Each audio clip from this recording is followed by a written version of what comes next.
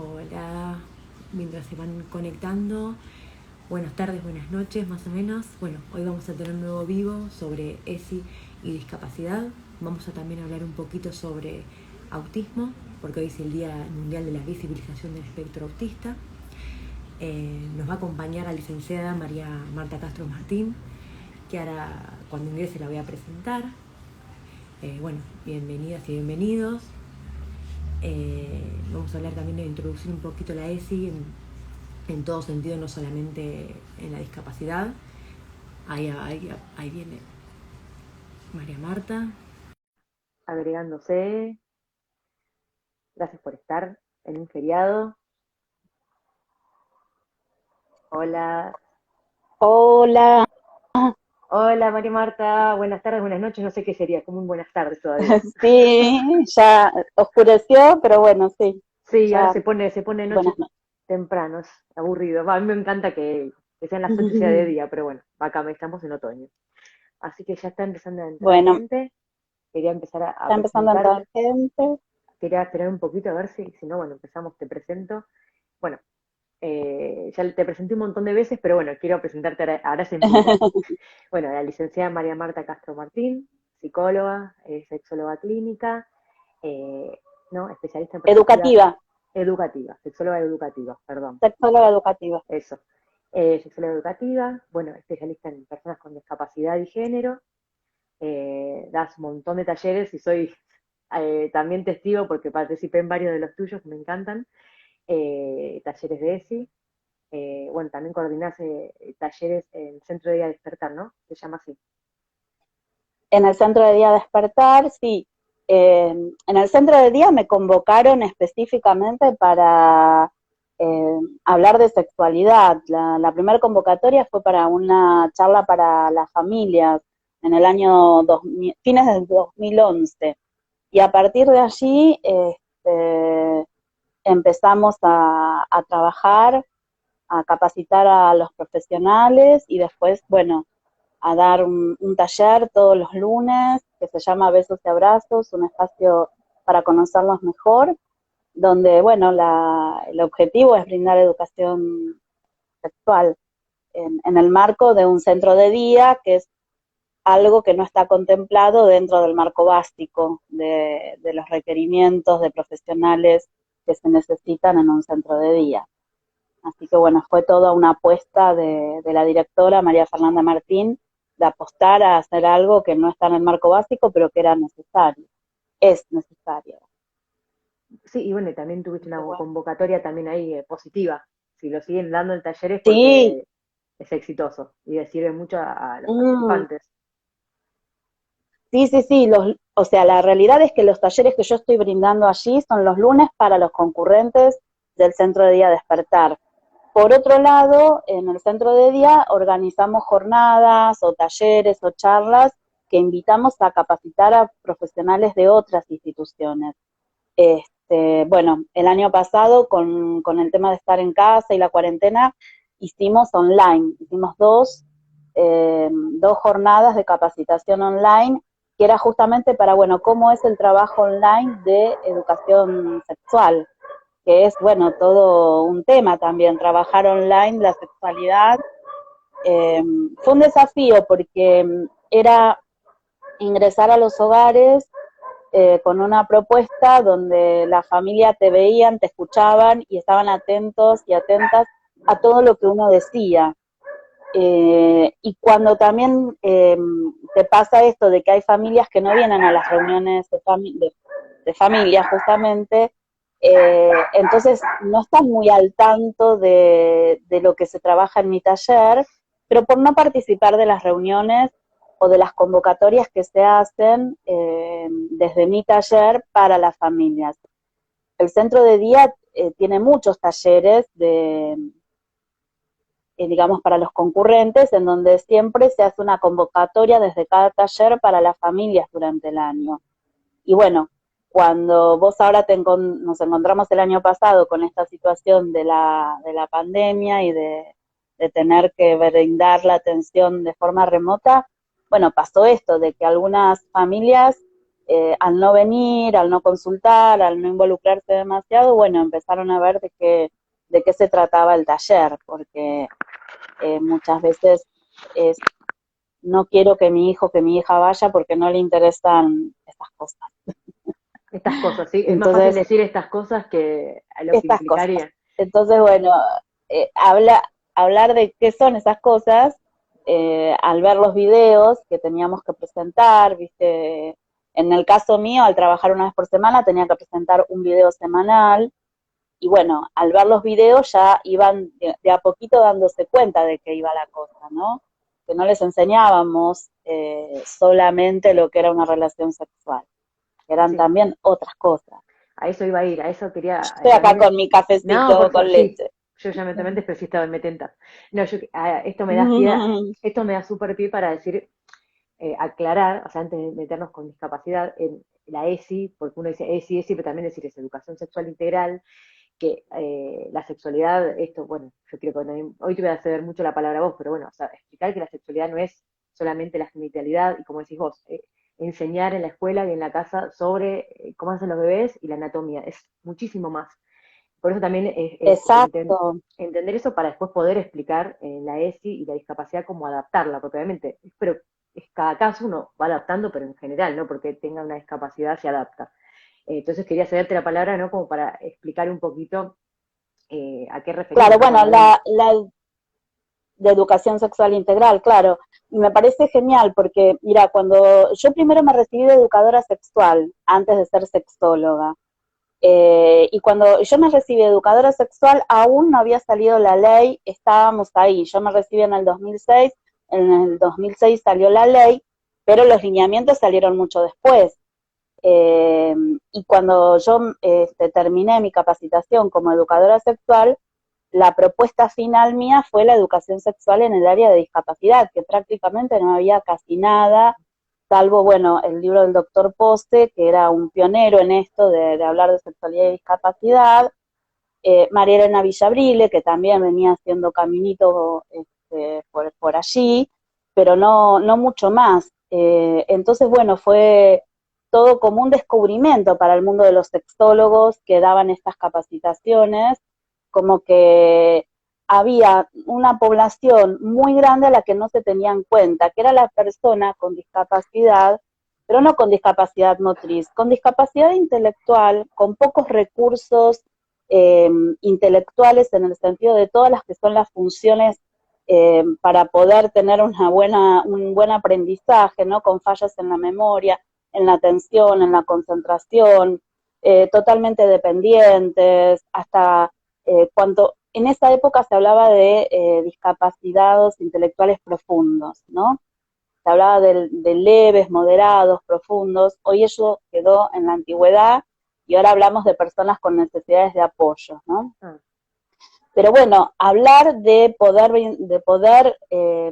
digamos, visibilizar la sexualidad de una persona que cuando yo tenía 18 años lo que se hacía era medicar la sexualidad o atar las manos para que no se masturbe, bueno, era todo, digamos, nuevo empezar a pensar en, bueno, cómo vamos orientando ese desarrollo de las expresiones sexuales a través de una educación, ¿no? Y claro, todo lo que vino después con la educación sexual integral a mí me sumó mucho en cuanto a materiales y a ideas de poder ver, bueno, a ver qué hacemos, ¿no? Y la educación sexual integral, justamente, creo que la palabra más importante que tiene esta frase es integral, integral, sí. porque la parte sexual asusta, educación no tanto, pero sexual ahí asusta, porque ¿por qué no se llama de otra forma? Entonces, si no va a ser todo sexual. Entonces, y aparece la palabra integral para poder hacer referencia a lo que es la sexualidad, ¿no? Que es un concepto que abarca cuestiones de la biología, cuestiones que abarcan el cuerpo biológico, no solo el decir los genitales o los nombres de los genitales, sino el desarrollo desde la concepción hasta la muerte, y también el proceso del envejecimiento es hablar de educación sexual integral, ¿no? abarca todo lo que tiene que ver con la afectividad, ¿sí? En esto de los vínculos que yo voy generando a lo largo de la vida, ¿no? Los lazos de amor que yo puedo ir construyendo o no, o desarmando. ¿Cuál es la diferencia sustancial en los lazos afectivos familiares, en las amistades, en los conocidos, en los desconocidos? Y te hago así como hincapié en esto, porque bueno, justamente con la persona con discapacidad intelectual tenemos que ser muy cuidadosos en poder diferenciar muy claramente que una persona conocida no necesariamente es un amigo o una amiga, como a veces pasa con quienes ven a diario a una persona con discapacidad y le dicen, hola amigo, ¿cómo estás? La persona con discapacidad responde del mismo modo y no es un amigo. Y ahí, bueno, poder establecer esas diferencias, que por más que yo lo vea todos los días porque es el del transporte escolar, o es la señora del kiosco, o es la cajera del chinito de enfrente de casa, sigue siendo una persona conocida, pero no es un amigo. Bueno, esto también lo brindamos con la educación sexual integral. Entonces, Esto, el eso es aspecto más que nada, biológico, esto que me hablas o sea, me estás hablando del consentimiento, más o menos, o sea, para hablar sí, en de concepto. consentimiento, pero en un, sí, sí, pero en un montón de cosas, Mariela, porque, por ejemplo, esto de que el del kiosco me regaló la Coca-Cola, pero ¿por qué te la regaló? ¿Entendés? Y también enseñarles a decir, no necesito que me la regales, porque esta cuestión de que, bueno, ¿por qué tiene discapacidad? ¿Por qué pobrecito? Mm. Si vos te fijás en estos, tanto febrero, marzo como abril, una de las propuestas que tuvimos con la directora, con María Fernanda Martín del Centro de Día Despertar de este año, fue poder enseñarles claramente las distintas cuestiones que hacen que una persona, por ejemplo, qué caracteriza a la persona que tiene autismo o que tiene epilepsia o que tiene síndrome de Down, ¿no? Que hasta ahora son las tres entidades que estuvimos trabajando con videos, con videollamadas y con Meets, ¿no? Para enseñarles a los concurrentes. Y están estos videos ahí en mi biografía de Instagram, ¿te dice? Sí. Sí, en mi Instagram. Están como un resultado, ¿no? Como si fuese un informe de lo que se trabajó. Por esto de no hay que tenerle lástima o bueno, no, pobrecito, porque tiene síndrome de Down. No. O sea, tiene alguna característica que me diferencia y que hace que yo pueda darme cuenta, no sé, algún rasgo desde lo biológico, desde lo físico, desde el cuerpo, pero puede tener un desarrollo de su personalidad y un temperamento como cualquier otra persona, con la diferencia que le tiene más dificultades a la hora de, no sé, eh, leer o hacer matemáticas o tener lenguaje o no tenerlo. O sea, como que hoy los apoyos y los recursos que existen son muchos como para que yo tenga que regalarle algo a una persona que tiene discapacidad porque pobrecita. Entonces, poder asumir, ¿no? Que nos cuesta también asumir, a mí, no sé, asumir que uso anteojos no me cuesta porque los uso desde los 3 años, entonces es parte de mi geografía corporal, ¿no? ¿Dónde están mis anteojos? Es la pregunta de todos los días, porque para mí es parte de mi cuerpo, ¿no? Pero bueno, desde hace un par de años me diagnosticaron fibromialgia y asumir la fibromialgia me está llevando más tiempo. Entonces, pero bueno, es importante asumir algunas cuestiones que te van a discapacitar en algún momento o en este momento. Entonces me parece que también es interesante poder hacerles ver a ellos y a ellas que las cuestiones que hacen a su diagnóstico no los definen como persona, pero tampoco los tiene que poner en un lugar de pobrecito o pobrecita. Sí, no, y también veo Así esto que de bueno, como que quizás se lo sí, infantiliza. Esto se lo ve, como decís vos, pobrecito a mí, esto de verlo, o sea, es difícil ver a personas que bueno, tienen otras condiciones que tienen porque a veces se piensa que porque tiene una discapacidad tal, afecta al deseo sexual. O sea, el deseo sexual está, son personas sexuadas igual, pero a veces se tiende a infantilizarlo, creo yo, no sé, Bueno, decime vos, esto qué tiene opinás? que ver, está perfecto lo que vos decís, Mariela, esto tiene que ver también con, dijimos, lo biológico, lo afectivo, lo social, ¿no? El sexo, la sexualidad, digo, es, digamos, una entidad cultural también, ¿no? Es algo social, es algo que se va construyendo la sexualidad, en el sentido de lo que se permite, lo que no se permite, lo que se debe hacer o no, lo que está bien y lo que está mal, y las costumbres sociales y los usos y los modos terminan después siendo normas y después terminan siendo leyes. Entonces, esta cuestión de tratar así de manera infantil es una vieja costumbre que tenemos que desterrar, ¿no? Esto que vos haces de demoliendo mitos, esta sería buenísimo, ¿no? Demoler la cantidad de mitos que hay alrededor de Sí, una persona con discapacidad, ¿no? Y esto también tiene que ver con la educación sexual integral, en donde tenemos que demoler esos mitos que hay frente a la sexualidad de la persona con discapacidad. Por ejemplo, pensar que son niños eternos y que no se van a desarrollar emocional o psíquicamente. Entonces, eh, por un lado está esto de que todos tenemos un niño o una niña adentro, ¿no? Y esto está re bueno para poder jugar, divertirnos y dejar explorar también estas cuestiones del juego que nos hacen aprender tantas cosas.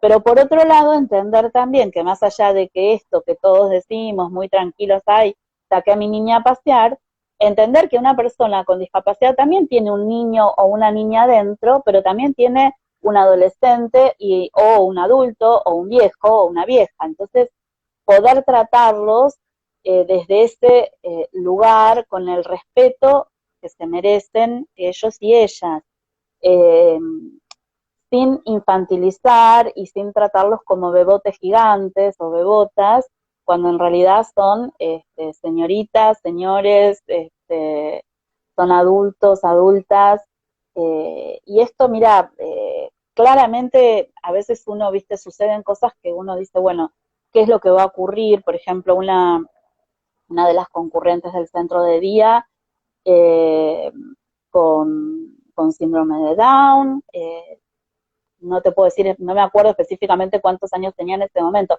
Suponte que tenía 23, 24, no importa la edad, en cuanto que ya era mayor de edad, ¿no? Ponerle 24, bueno, venía vestida de la casa siempre de rosa, viene el estereotipo de la nena, y no un rosa fucsia o un rosa fuerte, no, el rosa pálido de bebé, sí. ¿sí? Con un jogging rosa, un suétercito rosa tejido a mano, gorrito rosa, bueno, toda y siempre íbamos cambiando, o sea, iba cambiando su ropa, pero siempre en esos tonos, el pelo tirante, tirante, tirante, tirante, atado con una colita que a veces se le desprendía cabello de tanto tironear. Bueno, su madre es enferma, la madre fallece, y digamos, fue bastante dificultoso, o sea, no nos hacíamos a la idea, bueno, cómo va a reaccionar ella, cómo va a estar, es muy mimosa, es muy cariñosa, tiene sus días así de contestar mal o de sus broncas y demás, y bueno, fue un cambio radical. Comenzó a vivir con una sobrina, que la sobrina la ubicó en la edad que tenía, le empezó a comprar ropa que ella empezó a elegir de la edad de ella, y se transformó. O sea, hoy es una chica que te puedo decir, tiene conductas de adolescente, en el sentido de que puede seguir contestando mal y dando portazos, pero está mucho más sociable, mucho más conectada con las actividades, mucho más feliz, porque la están dejando ser ella. Y eso es, lo cuento porque, bueno, fue muy interesante, nosotros no lo sabíamos, pero su mamá constataba todos los días, le revisaba, digamos, sus genitales para ver que nadie le haya introducido nada, o sea, como teniendo siempre un abuso. Eso nosotros Me no lo parece que, sabíamos, me lo parece que eso contó. mucho pasa, ¿no? Esto de esa sobreprotección que se entiende como familia, que quizá necesitan este apoyo que, bueno, que vos das un montón con los talleres, también a la familia, que antes no sé si había esto, es como, yo entiendo esto que como familia que es sobreproteger, de que quizás no entiendan lo que es un consentimiento, que vaya por la calle y pueda ser abusada. Me parece que pasa más eso, Claro. ¿no? Como esa sobreprotección que también necesitan la educación sexual integral, los cuidadores de esas personas. Bueno, lo que tenemos que tener en cuenta es que la educación sexual integral, el programa nacional, dentro de la ley, que a mí a veces me enoja ver que hay docentes que nunca leyeron la ley. O sea, tengo que dar la ESI, te dicen. Tengo que dar la ESI y bueno, y toman algo que encuentran y lo digo desde un lugar de que yo sé que lo hacen con amor, que sé todas las condiciones en las que trabajan los docentes, pero o se critica la ESI, qué sé yo, pero en la ley claramente se especifica que hay que laburar con las familias.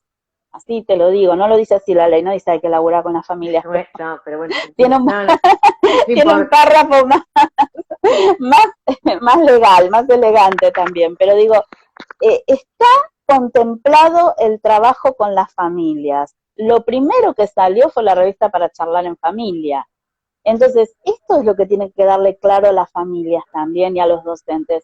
Hay que laburar con las familias y uno no puede ir imponiendo cosas cuando sabemos perfectamente que la educación sexual nunca fue integral, que la educación sexual en mi época era solo lo biológico, que entonces uno está tratando con familias que no han tenido, estas mamás y estos papás, educación sexual en la escuela, de la que nosotros queremos dar, ¿no? Entonces, esto también tiene que ver con el otro aspecto de la educación sexual integral, que es que se empoderen a niños, niñas, adolescentes, y en este caso jóvenes y adultos con discapacidad, de sus derechos. La educación sexual integral contempla un eje que tiene que ver con lo legal, porque ya sabemos que la sexualidad es un acontecimiento del orden de lo privado, pero que está regulado por el Estado.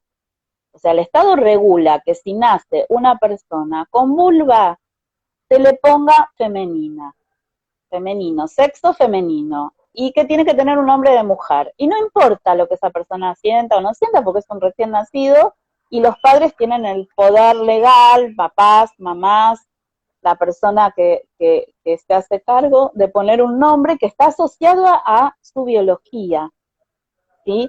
Entonces, esto el Estado lo regula, que sea de esa forma. El Estado regula cómo tiene que ser el casamiento, ¿no? Y cuántos años tardó en salir la ley del divorcio, y cuánto se tardó en que haya matrimonio igualitario. Entonces, fíjate vos cómo el Estado regula la sexualidad de las personas. Primero vienen los usos y las costumbres, después es como casi normal, y después esto de lo normal que tiene que ver con las normas culturales, bueno, entonces aparece el Estado y dice, bueno, vamos a legalizar esto porque ya es normal que se haga. Entonces, bueno, legalicémoslo porque el Estado necesita tener un control de lo que la gente hace.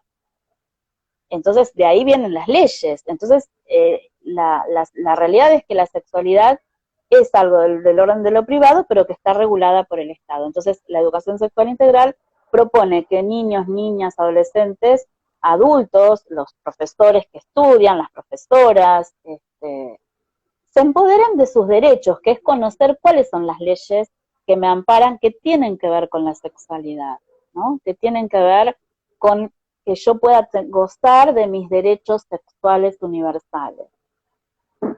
Y bueno, y la Convención Internacional de los Derechos de las Personas con Discapacidad también contempla eh, la obligación de que reciba, bueno, la obligación, o sea, dentro de la convención se dice, tienen el derecho de recibir educación sobre salud sexual y procreación responsable, porque tienen derecho a casarse de forma libre, porque tienen derecho a elegir vivir, a elegir con quién vivir, en dónde vivir, porque tienen derecho a elegir tener o no tener hijos. Bueno, entonces es importante la educación sexual.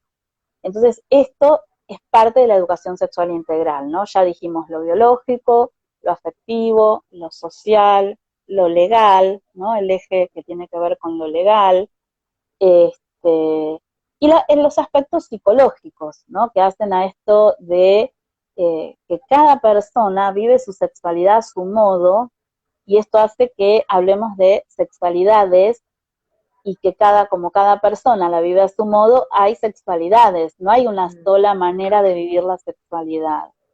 Eh, por eso no solo la diversidad sexual en cuanto a la orientación sexual hacia el amor, ¿no? De la cuestión de las personas heterosexuales, homosexuales, lesbianas, trans, bueno, toda la diversidad de género y la diversidad, digamos, de la vivencia de los aspectos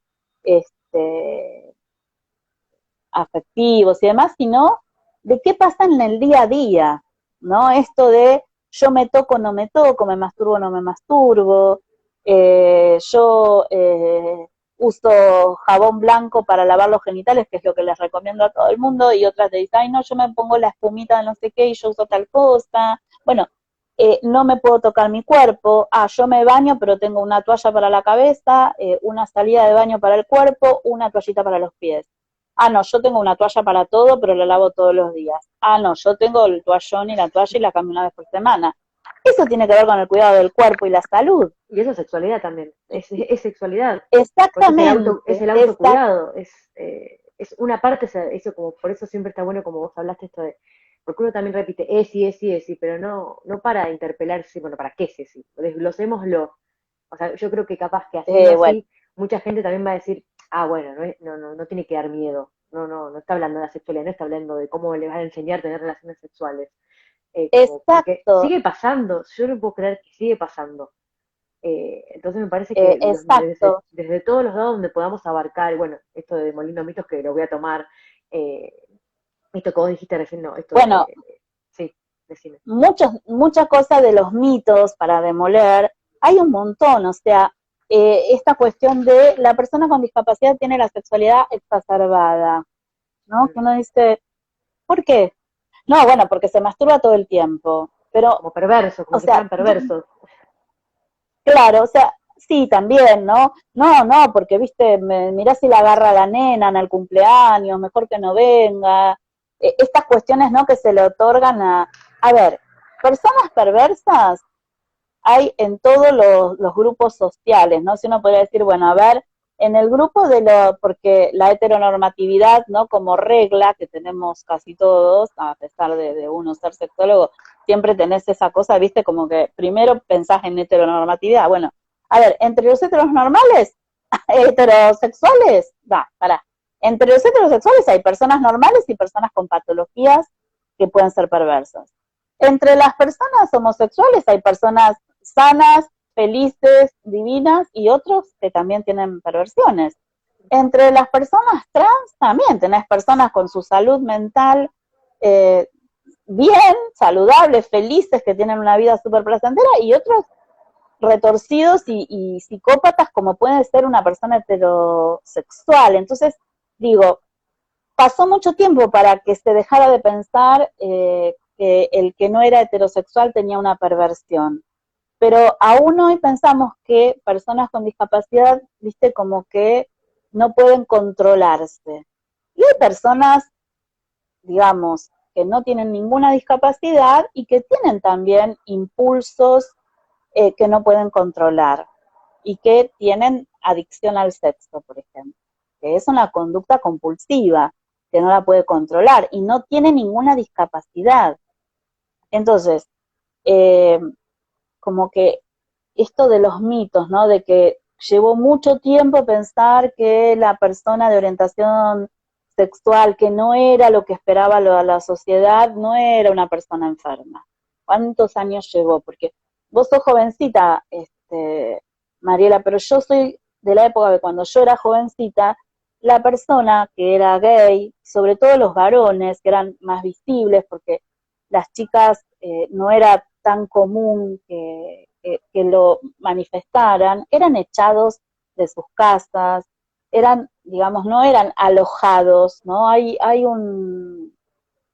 un documental muy lindo que se llama Familias por Igual, en donde la introducción es esta, ¿no? Que si un chico está en la escuela y le dicen, ay, sos un judío de mierda, llega a la casa y tanto el papá o la mamá lo contienen, le cuentan la historia del pueblo judío, le cuentan cuáles son, o sabe de sus ritos, de lo que se hace en casa, del respeto, bueno, un montón de cosas. O si a alguien le dice, sos un negro de mierda, en la casa también lo van a contener. Bueno, nuestra piel es de otro color, bla, bla, bla, bla. Pero si llegaba a la casa y decía, me dijeron puto, ¿y qué querés? También mira cómo caminas, ¿no? Entonces, digo, esto que es básico, donde la familia tiene que contener y que la familia tiene que alojar a la persona, era expulsado de las casas, ¿no? Porque la sociedad no lo toleraba. Bueno, hoy la gente que tampoco lee de educación sexual integral, hablo de personas conocidas, familiares, gente de vecinos, vecinas que saben en lo que uno labura, dicen, ay, que ahora hay que ser gay para ser normal. Bueno, seguimos explicando, no, claro, porque ahora todos tenemos, entonces, bueno, ahora no es que hay que ser gay, no, es que ahora se les enseña a los chicos que esto puede ocurrir, que puede pasar, que puede tener un compañerito en el jardín que no se sienta varón y que se sienta mujer, o una compañerita que se sienta varón, y ahora esto se habla, se pone en palabras. Es que Hoy también niños y niñas lo entienden. esto de enseñarle el respeto por la diversidad, o sea, de respetar, y también que puede pasar en algún momento. Entonces, si vos no le explicás, cuando se sienta diferente, entre comillas, no, lo va a reprimir, no lo va a poder hablar, porque bueno, fue algo tabú en la casa. Como diciendo, uy, esto no Exacto, se me habló, entonces, esto no está bueno, y mira, o sea, sí. Exacto. En el año 2007, o sea, hacía un año que había salido la ley de educación sexual y no se hablaba de la diversidad como se habla ahora, donde uno puede hablar, donde hay espacios. Yo trabajaba como estaba en un centro de día con hogar, ¿sí? Y hacía guardias en el hogar.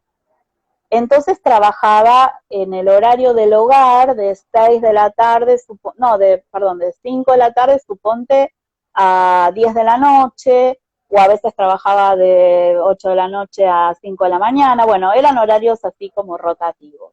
En esos horarios ocurre lo que ocurre en un hogar, en una casa, en una familia, ¿no? Se prepara la cena, la ducha, el cambio de ropa, miran la tele, se juega, se pueden regar las plantas, darle de comer al perrito de la institución, bueno, cosas que uno hace en casa, en familia.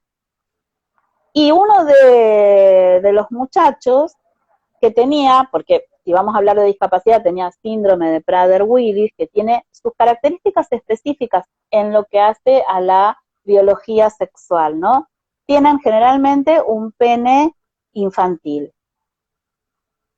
Bueno, pero esto, más allá de esto, de que así hay algunas características del orden de, digamos, de lo genético, de lo biológico en algunos, pero o en algunas entidades psíquicas, en este caso, bueno, era una persona con Prader-Willis y uno puede decir, bueno, tenía micropene, pero eso no, lo digo porque a veces yo cuando brindo el curso online les digo, bueno, busquen, una de las tareas es, bueno, buscar cosas específicas de sexualidad en entidades así o en síndromes genéticos, bueno, investigar.